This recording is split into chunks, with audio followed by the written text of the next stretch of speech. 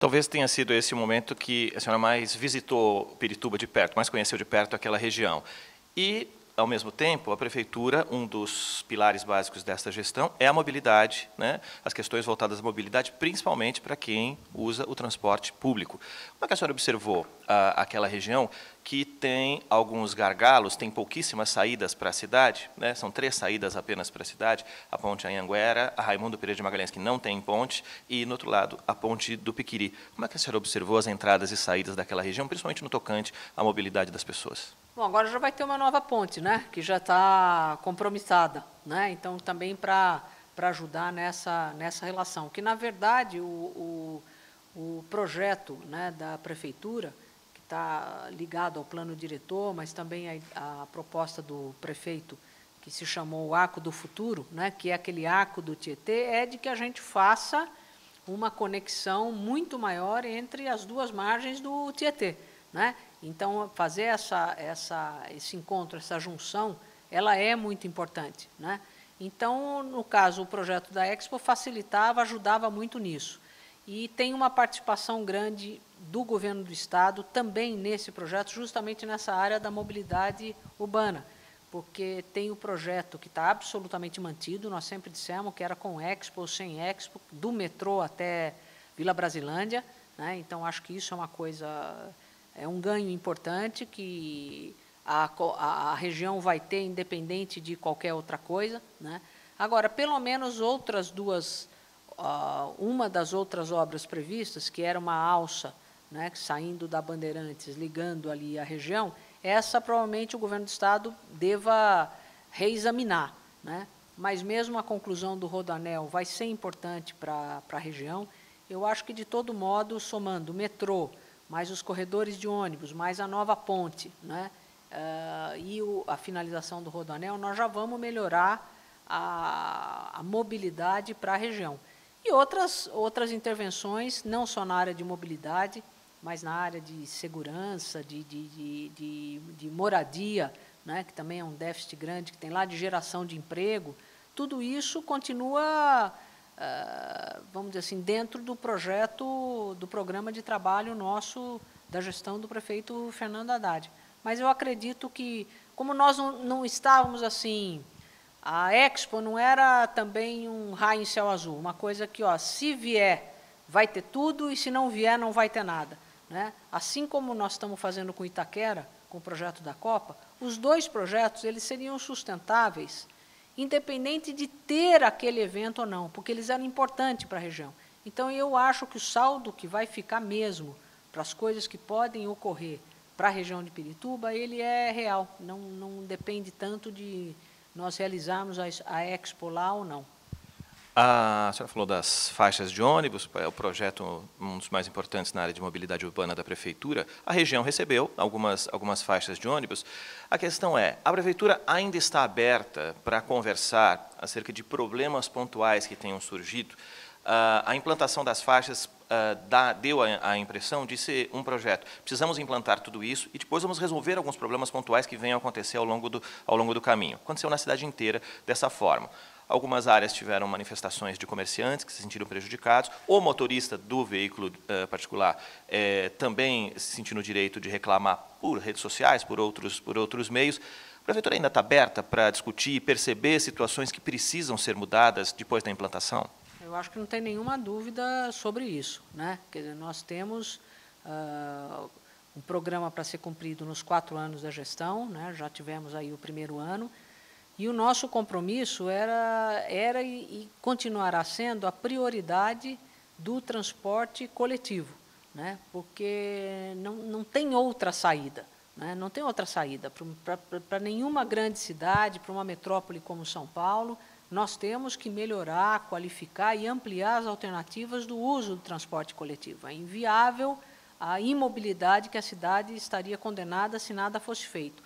E, nesse primeiro momento, os corredores de ônibus, as faixas exclusivas, elas são muito importantes, porque os corredores exclusivos, né, aqueles em que estão segmentados, que fica geralmente no centro da avenida, ele é mais demorado um pouco para ser implantado, os recursos investidos são muito maiores, e a gente já precisava dar mais dinamismo para o transporte público, adquirir mais velocidade, né, e preservar um pouco mais da qualidade de vida e dos direitos daqueles que usam o transporte público, né, porque nós já constatamos um ganho de em torno de 38 minutos para as pessoas, ganharam diariamente, né, com a implantação das faixas exclusivas para ônibus. Então, isso vale muito na vida das pessoas, né?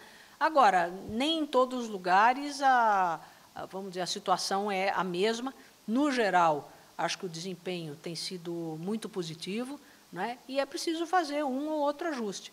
Agora, o ajuste mais difícil, que muita gente às vezes gostaria de que fosse feito, é de que muitos outros veículos pudessem entrar nessa faixa exclusiva. Mas, se isso ocorresse, tudo aquilo que foi ganho pode se perder, porque você pode diminuir de novo a velocidade, os ônibus não têm tanta fluidez, né? Você tem o exemplo mesmo ali do corredor que vem lá do terminal Cachoeirinha, né? Quer dizer, nós conseguimos fazer uma reestruturação ali de linhas, de modo que, a partir do terminal Cachoeirinha, sai um ônibus muito grande que vem no corredor e já tem uma capacidade de passageiros muito grande, um ônibus mais confortável e que transporta muito mais gente de uma única vez. Então, essa reestruturação ela vai se dar ao longo dos 3 anos, assim como também se inicia a construção dos corredores exclusivos, que vai liberar mais a margem direita. Então, muitos locais que talvez diziam, olha, isso tem algum impacto no comércio, para os carros saírem de uma via e fazer a entrada à direita, com a construção do corredor, isso também se ajusta.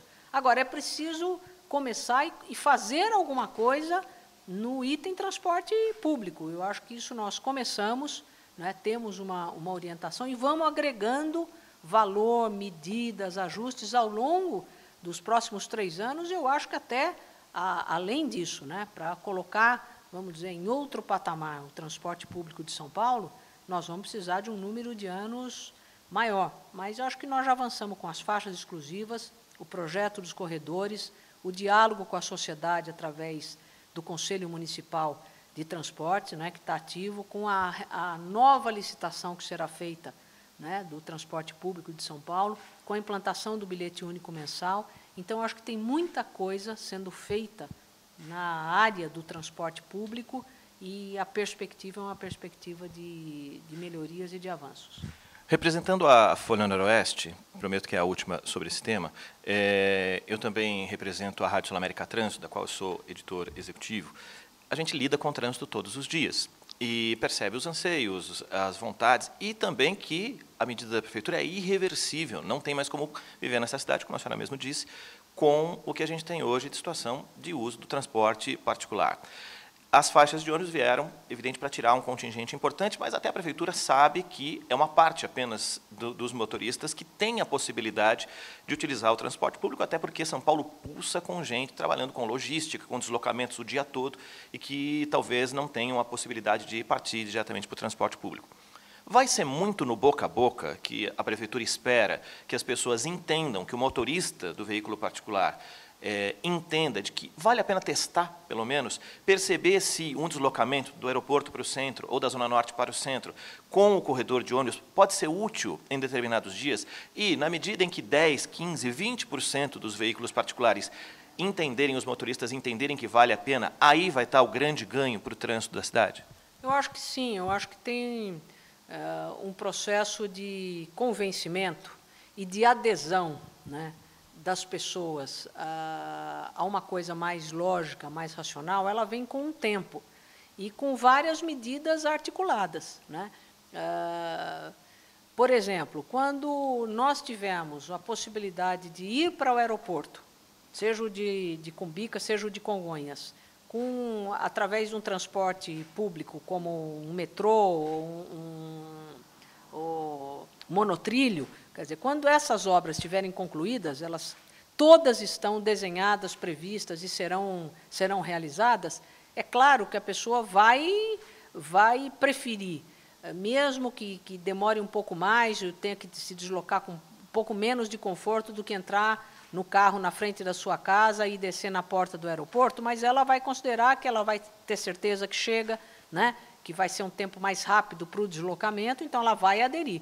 Então, nós temos que ter alternativas para as pessoas poderem optar, aquelas que podem, né, em não utilizar o carro, né, para utilizar o transporte público. Outros não vão ter essa possibilidade, vão precisar continuar usando o carro, como você mesmo disse, às vezes é para o trabalho, é porque tem precisa do carro como instrumento de trabalho, isso vai continuar. A cidade de São Paulo tem muitas avenidas, as avenidas têm 5, 6 pistas, né, só pegar a Marginal, a 23 e tantas outras avenidas que precisam ser, inclusive, melhoradas, na medida que você tem um espaço fixo para os ônibus circularem, e uma parte grande vai circular nessa faixa, você tem as demais vias que os carros podem usar.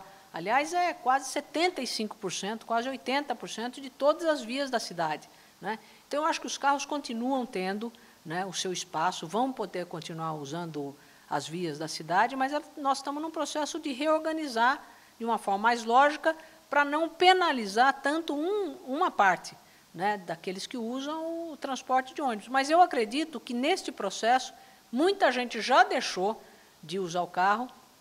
Para você ter uma comparação, por exemplo, com a lei seca, não é isso? Quer dizer, no começo, ninguém achava que era razoável, a resistência era muito maior, mas como?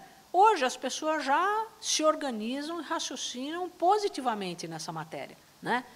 Que elas têm que usar o táxi ou têm que usar o transporte coletivo, vão passar a exigir também que o metrô vá até mais tarde, né, para poder fazer frente a isso, que os ônibus circulem durante toda a noite. Então, os hábitos também vão mudando, a partir de medidas que são boas para todo mundo, que são medidas para preservar a segurança, para preservar a vida, para melhorar a saúde, para ter mais tempo, né? Então, eu acho que são vários exemplos que vão nesse sentido. O hábito, por exemplo, de uso de bicicleta. Quem achava que em São Paulo as pessoas podiam voltar a pensar em usar a bicicleta? Mas, aos poucos, nós começamos com o uso das bicicletas no fim de semana, nos períodos... Mas como está ampliando? Quer dizer, agora, muito mais gente já utiliza as bicicletas, já se pensa em fazer ciclofaixas, né? As faixas exclusivas da bicicleta, quase que em todos os novos projetos, inclusive nesses dos novos corredores, vai ter o espaço para a bicicleta. Então, para trechos menores, as pessoas já vão poder se deslocar, né, de bicicleta. Então, você vai compondo um conjunto de iniciativas, né, no sentido de que a cidade precisa andar mais, né, precisa ganhar mais tempo no transporte.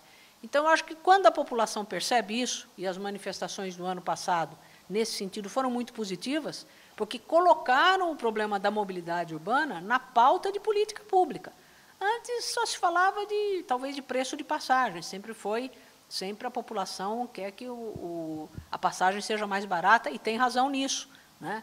Mas o tema mesmo, mobilidade, como todos nós, os que têm carro, os que não têm, os que dependem de ônibus, de metrô, de bicicleta, como nós vamos pensar a mobilidade da cidade, isso entrou na pauta, eu acho que veio para ficar, e eu espero que nos próximos anos nós vamos avançar mais rapidamente na mudança de hábitos e na pressão para que o poder público, em todos os níveis, tome as providências. Quer dizer, se é corredor de ônibus, é corredor de ônibus, se é, né, acelerar o metrô, se é fazer ciclofaixa, é fazer, para que a gente vá compondo um rol de soluções necessárias para a cidade.